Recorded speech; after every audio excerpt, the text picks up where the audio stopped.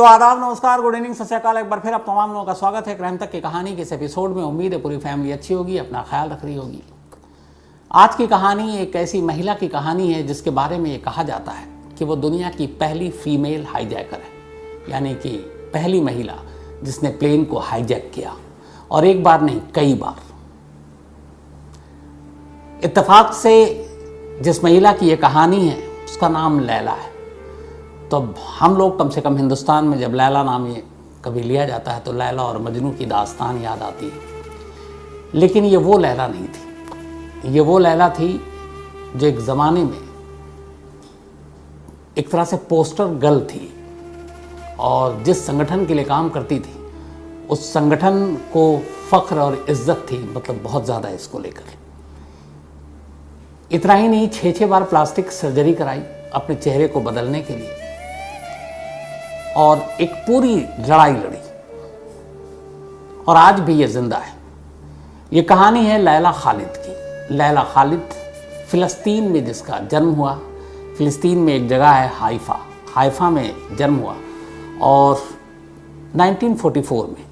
और इस जन्म के लैला के करीब 4 साल के बाद ही इज़राइल का जन्म हुआ, जब एक जो पूरी जितनी अलग अलग दुनिया भर में यहूदी लोग रहा करते थे उनको एक जगह दी गई है, उसका नाम इज़राइल बना। तो फ़िलिस्तीन और इज़राइल की लड़ाई आपको पता है अरब देशों के साथ शुरू से चलती रही है। इज़राइल के जन्म की पूरी कहानी भी आपको सुनाई है। तो सिर्फ लैला के 4 साल के बाद ही पैदा होने के फ़िलिस्तीन में फिर मारपीट, दंगे, ये सारी चीज़ें शुरू हुई इज़राइल और उसको लेकर।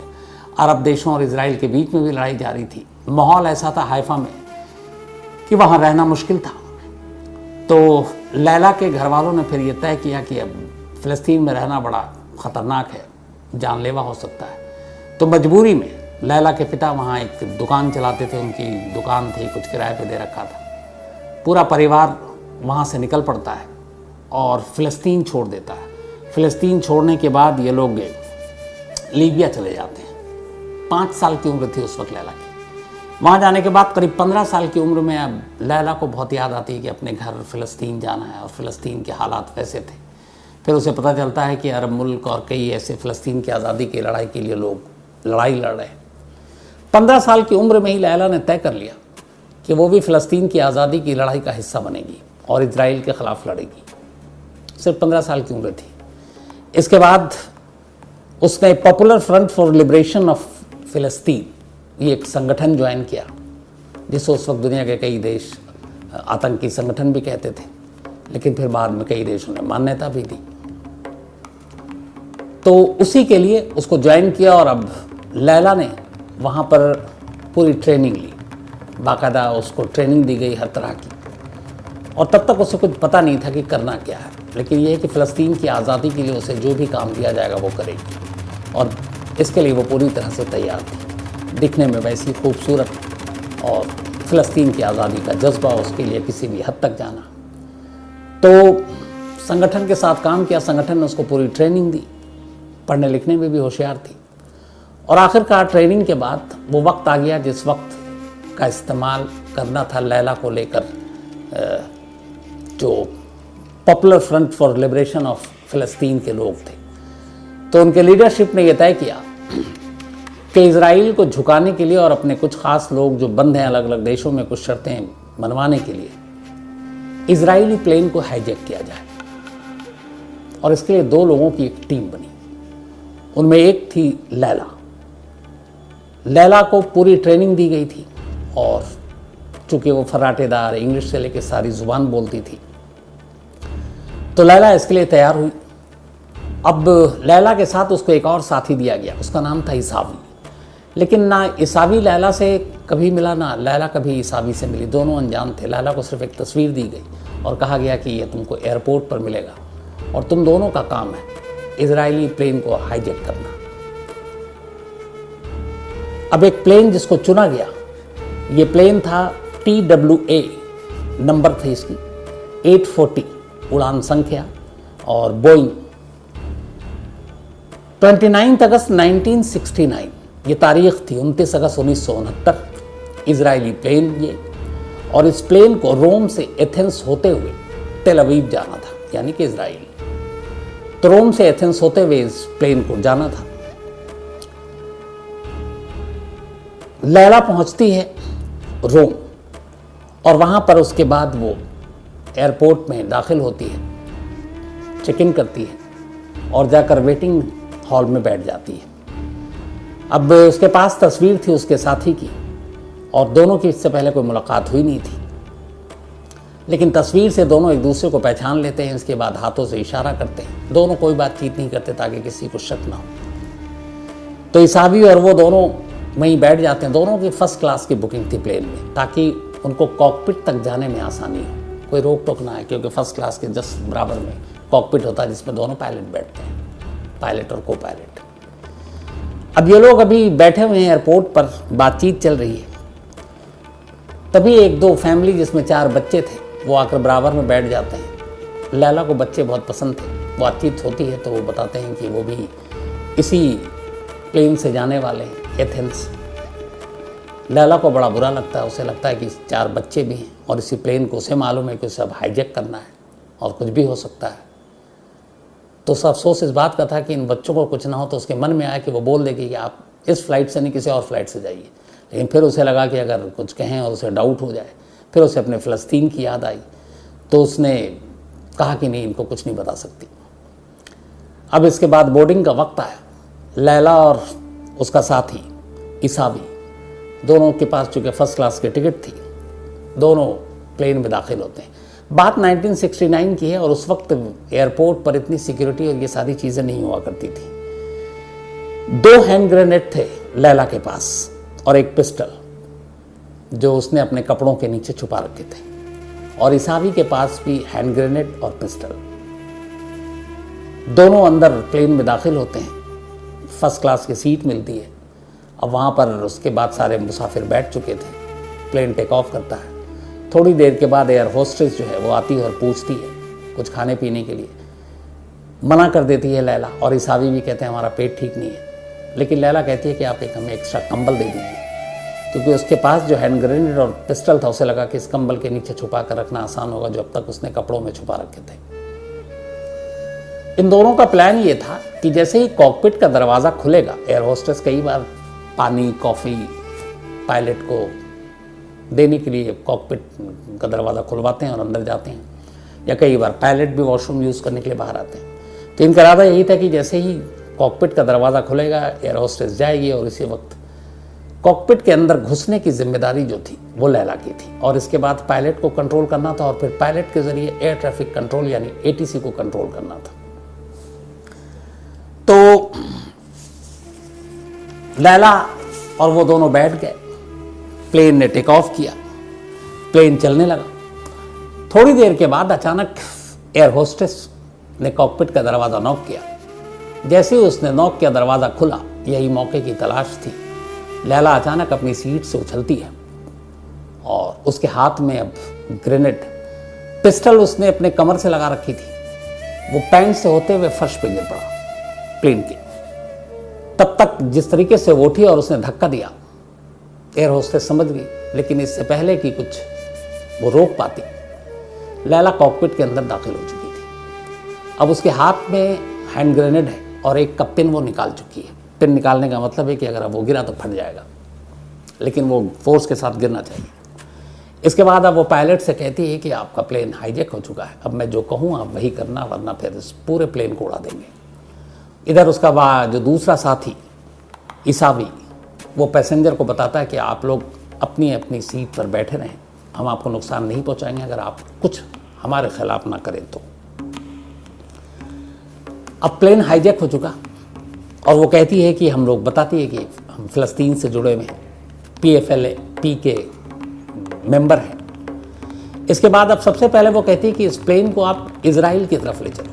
अब प्लेन इजरायली, पायलट को बड़ा अजीब लगता है, कहता है कि ये फ़लस्तीनी अपने आप को बता रही है और कह रही है कि प्लेन को इजराइल की तरफ ले चलो, ये क्या मामला है। लेकिन अब चूँकि हैंड ग्रेनेड हाथ में है, फिर निकला हुआ पिस्टल है सर पे, पायलट बेबस। 120 पैसेंजर उसमें सवार थे और 7 क्रू मेंबर थे, कुल 127 लोग थे उस प्लेन में। तो पायलट भी अब वही करता है जो लैला कहती है, इसके बाद अब वो कहती है कि आप तो इस प्लेन को इजराइल की तरफ ले चलें, और इजराइल में एक एयरपोर्ट है, उस एयरपोर्ट का वो नाम लेती है और कहती है कि हमें आप वहाँ तक ले चलो। अब उसमें भी थोड़ी दूरी थी, फ्यूल के बारे में भी पूछती है। अच्छा, इन लोगों ने पूरी ट्रेनिंग ले रखी थी, तैयारी कर रखी थी। वो पूछती है कि अगर हम वहाँ जाएंगे इजराइल के उस डेस्टिनेशन तक तो कितना फ्यूल है इसमें। तो पायलट ने कहा 2 घंटा। उसने उसके ऊपर गन तानी और फिर उसको हैंड ग्रेनेड दिखाया और बोला कि यह आखिरी झूठ है तुम्हारा, अगली बार झूठ बोलोगे तो ये हैंड ग्रेनेड यहीं छोड़ दूँगी, फिर तुम जिम्मेदार होगे। उसने कहा कि तुम्हारा ये जो कांटा सुई है ये बता रहा है कि इसमें अभी कितना है और हम कितने घंटे उड़ सकते हैं नॉन स्टॉप। तो पायलट भी समझ गया कि ये मामला गड़बड़ है। अब उड़ाने लगा। जैसे ही इजराइल के एयर स्पेस में प्लेन दाखिल हुआ तब तक अब नीचे पता चल चुका था। एयर ट्रैफिक कंट्रोल से लैला बात कर रही है और उसने कह दिया कि आप हमें जो TWA 840 फ्लाइट है ये अब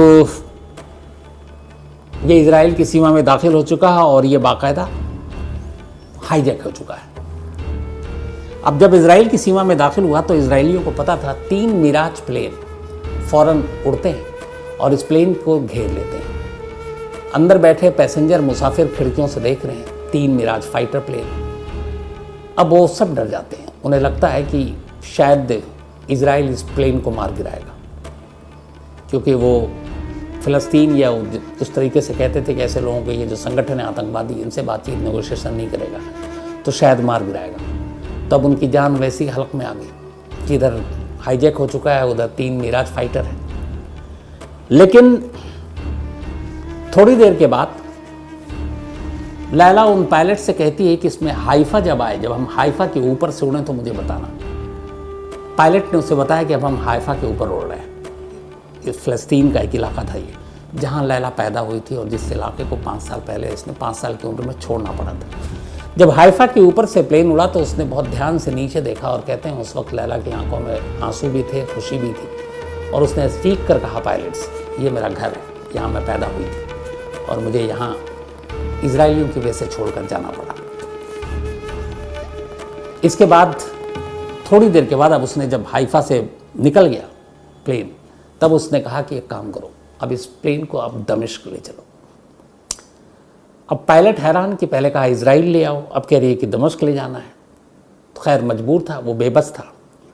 पायलट उस प्लेन को लेकर दमिश्क पहुंचता है। दमिश्क में ये प्लेन, वहाँ पे लैला बात करती है ट्रैफिक कंट्रोल से, वो लैंड करने की इजाज़त दे देते हैं। शाम का वक्त था, प्लेन लैंड किया। जब प्लेन लैंड करने लगा तो उससे पहले लैला पायलट से कहती है कि प्लेन को थोड़ा बिल्कुल प्यार से लैंड करना, धक्का ना लगे, और या ऐसा भी नहीं हो कि अचानक तुम मतलब तेज़ स्पीड में या उस तरीके से लैंड करो। इसलिए कि अगर प्लेन को धक्का लगा या प्लेन उछला लैंड करते वक्त तो इस हैंड ग्रेनेड का पिन निकला हुआ और ये अगर मेरे हाथ से गिर गया तो प्लेन उड़ जाएगा। पायलट की हवा और ख़राब हो गई। खैर पायलट ने प्लेन को लैंड किया दमिश्क में। जैसे ही प्लेन रनवे पर पहिया टच किया, इसके बाद लैला अनाउंस करती है अपने तमाम पैसेंजर से कि जैसे ही ये प्लेन लैंड करेगा तुम सब तेज़ी के साथ नीचे उतर जाना और तुम सबको कोई ख़तरा नहीं है, तुम सब आज़ाद होगे। और उसने पायलट से भी यही कहा और को पायलट से भी यही कहा और क्रू मेंबर से भी यही कहा। दमिश्क एयरपोर्ट पे प्लेन लैंड किया। लैंड करने के बाद सभी अफरा तफरी मच गई, हर पैसेंजर जल्दी उतरने को तैयार। खैर किसी तरह तमाम लोग प्लेन से बाहर निकले। जब पूरा प्लेन खाली हो गया, आखिर में लैला और उसका साथी नीचे उतरता है। उससे पहले कॉकपिट में वो वही हैंड ग्रेनेड पिन निकाल कर रख देते हैं, बाहर आते हैं और प्लेन को बॉम्ब से उड़ा देते हैं। अब सवाल ये था कि क्यों उड़ाया, तो उनका ये था कि एक भी मुसाफिर को नुकसान नहीं पहुंचाना था, लेकिन इजराइल और इजराइल के दोस्त मुल्कों को एक मैसेज देना था और उस मैसेज को इस धमाके के ज़रिए देना था। तो प्लेन को उड़ा दिया। मुसाफिर सब सेफ थे। बाद में वो जिस जिस देश के थे उनको अलग अलग प्लेन से उनके देश वापस भेजा गया। कुछ उसमें इजरायली भी थे, कुछ ब्रिटिश थे, तो उन सबको भेज दिया गया। लैला खान की इस कामयाब हाईजैकिंग के बाद जो PFLP का लीडरशिप नेतृत्व वो बहुत खुश हुआ लैला की इस बहादुरी पर। अब लेकिन उसे पता था कि इजराइल का प्लेन हाईजैक किया, इजराइल के प्लेन को बॉम्ब से उड़ा दिया है। इजराइल चुप बैठने वाले देश में है नहीं, वो अपने दुश्मनों को चुन चुन कर और ढूंढ ढूंढ कर मारता है।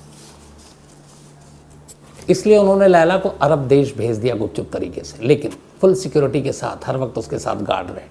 और कहते हैं कि अरब देश भेजने के बाद लैला का प्लास्टिक सर्जरी कराया गया।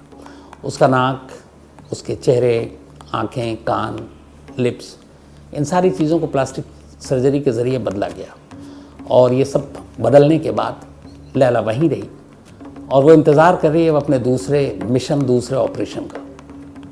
इधर कहते हैं कि इजराइल की खुफिया एजेंसी मोसाद ढूंढ रही थी लैला और इसाबी को, जिन्होंने उस प्लेन को हाईजैक किया इजरायली और फिर बॉम्ब से उड़ा दिया।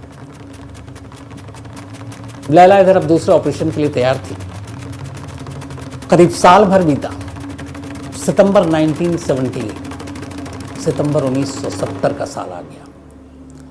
अचानक PFLP के लीडरशिप ने लैला से कहा कि अब तुम्हारा वक्त आ गया है दूसरे प्लेन हाईजैक करने की। इससे पहले उनकी टीम ने कुछ और प्लेन भी हाईजैक किया था। अब ये जो प्लेन था ये न्यूयॉर्क जानी थी। इस प्लेन को, इजरायली प्लेन को ही चुना था और ये इस बार इजरायली एयरलाइंस का जो ELAI 219 बोइंग 707 ये प्लेन था और ये एम्स्टर्डम से न्यूयॉर्क जाना था। तो लैला पहले पहुंचती है यूरोप, फिर वहां से पहुंचती है एम्स्टर्डम। वहां पे एक शख्स फिर साथी जिसके साथ ये मिलकर करना है, लेकिन इस बार ये था कि 2 लोग और हाईजैकर आपके साथ होंगे जो आपकी मदद करेंगे। लेकिन वो दोनों कौन होंगे ये वही कोड वर्ड था, पहले से बताते नहीं थे, और वो आपको प्लेन में मिलेंगे और उनकी तस्वीर बाकी चीज़ें दे रखी थी। अब जो हाईजैकिंग में मदद करनी थी बाकी कुल मिलाकर 4 लोग थे। एम्स्टर्डम से लैला खान ELA 219 की फ्लाइट में बैठती है, लेकिन यहाँ गड़बड़ ये होता और उसका साथी, इस बार दोनों इकोनॉमी क्लास में थे। इस बार लैला ने, चूंकि इजराइल का उससे 1 साल पहले एक प्लेन हाईजैक हुआ, उसको बॉम्ब से उड़ा दिया गया, तो इजरायली प्लेन में थोड़ी सुरक्षा बढ़ा दी गई थी। खासतौर पर लंबी दूरी के प्लेन में इजराइल के जितने भी एयरलाइंस थे उसमें स्काई मार्शल चलते थे, मतलब सुरक्षा गार्ड जो प्लेन में 3-3 बार तलाशी लिया करते थे मुसाफिरों की भी। तब सुरक्षा बढ़ा दी गई, इसीलिए इस प्लेन में 4 लोगों की टीम चुनी गई थी हाईजैकिंग के लिए। एक लैला, एक उसका साथी जो ग्राउंड से, और 2 और जिसके बारे में इन्हें कुछ पता नहीं, वो पैसेंजर के बीच में मिलेंगे। ताकि अगर ये इसलिए किया गया था कि अगर 2 पकड़े जाएं तो भी इस ऑपरेशन को कंटिन्यू रखा जाए। वो अपने 2 साथी को जानते नहीं हैं तो फिर क्या नाम बताएंगे। लेकिन यहाँ गड़बड़ ये हुई कि लैला और उसके साथी तो प्लेन में सवार हो गए, लेकिन जो बाकी 2 साथी थे जिनको उनको मदद करनी थी अंदर, वो दोनों प्लेन में नहीं बैठ पाए क्योंकि उनको ऊपर कुछ डाउट हुआ एयरपोर्ट के ही स्टाफ को, और उन्होंने उस प्लेन में उनको बैठने नहीं दिया और सिक्योरिटी के नाम पर रोक लिया। हालांकि रोक लिया, ये दोनों बैठ गए लैला और वो, और इन्हें उसके बारे में कुछ जानकारी ही नहीं। अब इकोनॉमी क्लास में थे, सिक्योरिटी ज़्यादा थी। इस बार लैला के पास 2 हैंड ग्रेनेड थे और एक पिस्टल छुपा कर लाई थी। ख़ासतौर पर अब सिक्योरिटी प्लेन के अंदर ज़्यादा है, तो लैला के जो है ब्रा का जो डिज़ाइन बनाया गया था वो इस तरीके से कि हैंड ग्रेनेड को उसमें आसानी से छुपाया जा सके और सिक्योरिटी गार्ड उसकी तलाशी ना ले पाए। तो हथियार लेकर लैला प्लेन में सवार हो गई। लेकिन अब यहाँ अंदर मुश्किल ये कि जो बाकी 2 साथी के बारे में बताया गया वो दोनों गायब। अब लैला और ये दोनों बैठे हुए और इकोनॉमी क्लास में, बिजनेस क्लास में कॉकपिट तक जाना आसान है। अब इन्हें मौके की तलाश फिर से की, जैसे ही कॉकपिट का दरवाज़ा खुले ये अंदर घुसें और फिर उसी तरीके से कंट्रोल करें और प्लेन को ले जाएं। इत्तेफाक से काफ़ी देर के बाद अचानक कॉकपिट का दरवाज़ा खुला। लैला कॉकपिट की तरफ भागी, लेकिन इत्तेफाक से एक एयर होस्टेस और ट्रॉली टकरा गई। लैला वहीं गिर गई, लेकिन वो फिर संभलती है, उठती है। तब तक उसका दूसरा साथी उठता है, वो अपने हाथ में पिस्टल निकालता है, लेकिन इस दौरान में अंदर जो एयर मार्शल थे वो भी दोनों को देख लेते हैं। लैला का साथी गोली चला देता है, एक स्टाफ को गोली लगती पैर में, एक के पेट में, वो भी पलट के गोली चलाते हैं, फिर उस पर काबू पा लेते हैं। इधर लैला भागती है कॉकपिट की तरफ, लेकिन पायलट को तब तक सब कुछ अंदाज़ा हो गया। पायलट ने कॉकपिट का दरवाज़ा बंद कर दिया और खोला नहीं। लैला कॉकपिट तक जा नहीं पाई। इस दौरान में लैला जब जा नहीं पाई, पायलट को अब लगा कि ये प्लेन हाईजैक हो गया। वो समझदार था, उसने फौरन प्लेन को ऊपर और नीचे थोड़ा करना शुरू किया। पैसेंजर सबके तो सीट बेल्ट थे, लेकिन दोनों हाईजैकर ये खुले थे, सीट पे तो बैठे नहीं थे, तो बैलेंस बिगड़ गया। लैला फर्श पर गिरी। लैला फिर उसको पकड़ा, कुछ पैसेंजर ने भी पैर से और उसको घेरने की कोशिश की। फिर स्टाफ स्काई मार्शल आ गया। उसके साथी को तब तक गोली लग चुकी थी। इस दौरान में लैला किसी तरह फिर भी निकलते हुए कॉकपिट तक पहुंची और ज़ोर से चिल्लाई। फिर उसने हैंड ग्रेनेड पकड़ा हुआ था कि मेरे 3 गिनने तक अगर कॉकपिट का दरवाज़ा नहीं खोलोगे तो मैं ये बम यहीं ब्लास्ट कर दूंगी। तब तक पायलट जो है वो प्लेन को बहुत नीचे ले आया था। वो इसलिए कि अगर ये धमाका करती भी है तो एयर प्रेशर और बाकी चीज़ों की प्रॉब्लम ना हो और फिर थोड़ा नुकसान हो, ज़्यादा ना हो, वो लैंड वैंड करने की बात भी हो सकता है। लेकिन ऐसा हुआ नहीं।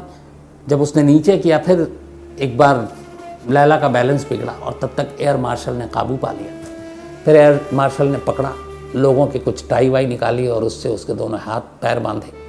उसके साथी को गोली लग चुकी थी, उसकी मौत हो चुकी थी। इसके बाद अब इमरजेंसी में उस प्लेन को लंदन लैंड कराना पड़ा। जाना था न्यूयॉर्क एम्स्टर्डम से, लेकिन लंदन में लैंड कराना पड़ा। लंदन में इन्फॉर्मेशन दी गई, खबर दी गई एटीसी को कि इस तरह का हो चुका है और इजरायली प्लेन है, उसमें इजरायली एयर मार्शल थे। अब इजरायली एयर मार्शल को ये भी लग रहा है कि एक चूँकि शख्स की मौत हो गई है और लंदन में ये सब कुछ होता है तो वहाँ पे उसके खिलाफ फिर केस चलेगा, ये सारी चीज़ें चलेंगी। तो वो चाहते नहीं थे, लेकिन प्लेन लैंड किया। वहाँ दूसरे प्लेन में तमाम मुसाफिरों को उठाया गया और उसमें डाला गया और जो लैला थी उसको ब्रिटिश जो फोर्स थी उसके हवाले कर दिया गया लंदन में, और वो बॉडी भी फिर उतार दी गई। और इजराइल के बाकी जो भी स्काई मार्शल और बाकी लोग थे उन्होंने कोई ऐसी मतलब वहाँ पे कंप्लेंट और ये सारी चीज़ें नहीं की ताकि लीगल उस पर ना फंसे। और फिर एक दूसरे प्लेन में वो सारे लोग वहाँ से निकल गए।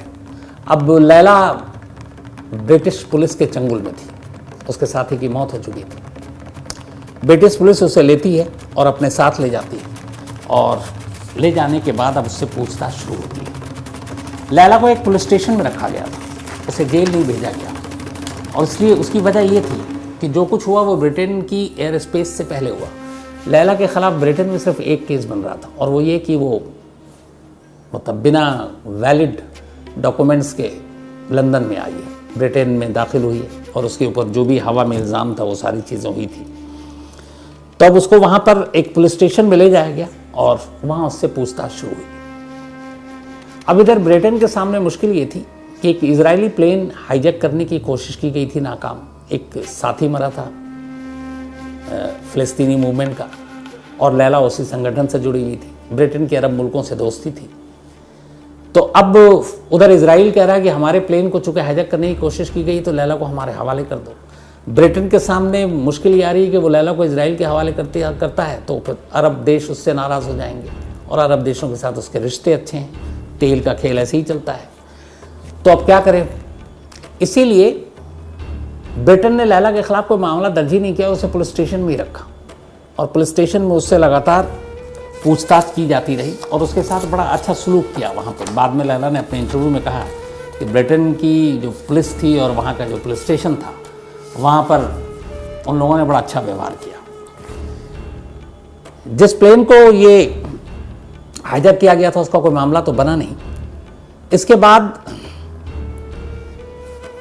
अचानक एक दिन लैला को उसी पुलिस कस्टडी में खबर दी जाती है। वहाँ का एक पुलिस अफसर कहता है कि आपके संगठन ने एक ब्रिटिश एयरवेज की फ्लाइट है ब्रिटेन की, ब्रिटिश एयर की, उसको हाईजैक कर लिया है।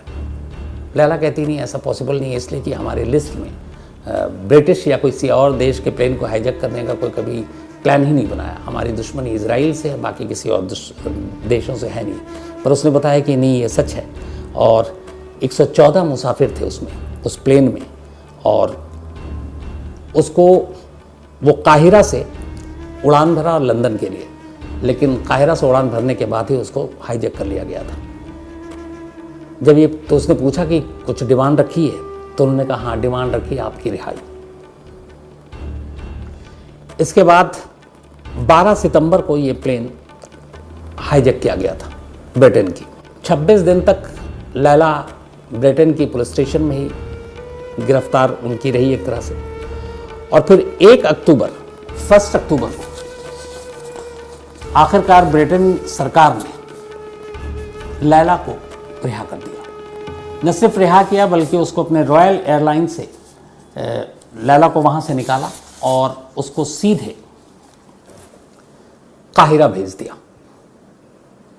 तो लैला की इस रिहाई के बारे में यही कहा जाता है कि अगर ब्रिटिश एयरवेज का हाईजैकिंग न होता तो लैला को ब्रिटेन शायद रिहा नहीं करता, लेकिन यह है कि वो शायद इजराइल के भी हवाले नहीं करता, क्योंकि वो अरब देशों के साथ उसकी जो एक दोस्ती थी वो उसके खिलाफ भी नहीं जा सकता था।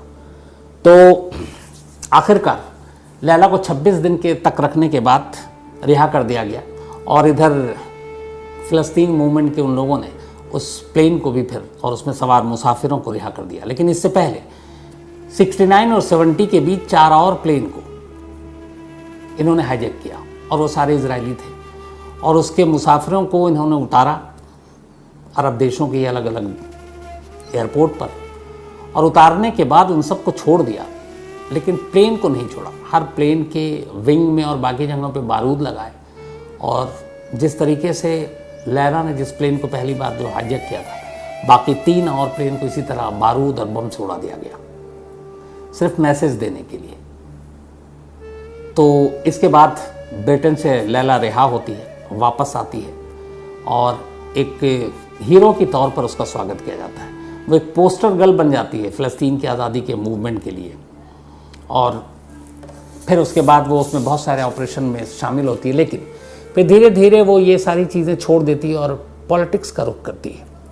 और लैला खालिद इसके बाद एक पॉलिटिशियन बन जाती है फ़लस्तीन की आज़ादी के लिए। फिर उनको फ़लस्तीन की आज़ादी की जो पार्टी थी पूरी, उसमें एक ऊंचा ओहदा भी दिया जाता है। फिर काफ़ी वक्त बीतता है। अब लैला जो है इस वक्त करीब 80 साल की उम्र होगी, अभी भी ज़िंदा है, और अम्मान में रह रही। एक डॉक्टर से शादी की, 2 बच्चे हैं, और अम्मान में रह रही।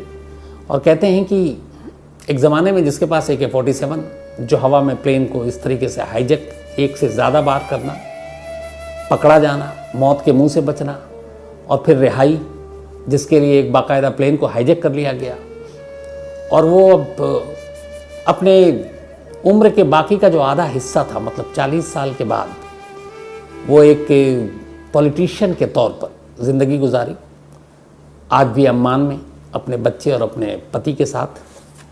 लेकिन दुनिया आज भी लैला खालिद को सिर्फ इसलिए याद करती है क्योंकि नाम के साथ ये जुड़ा हुआ है कि ये दुनिया की पहली महिला हाईजैकर है, और एक ऐसी महिला हाईजैकर जिसने एक बार नहीं कई बार प्लेन हाईजैक की। तो ये थी कहानी लैला खालिद की।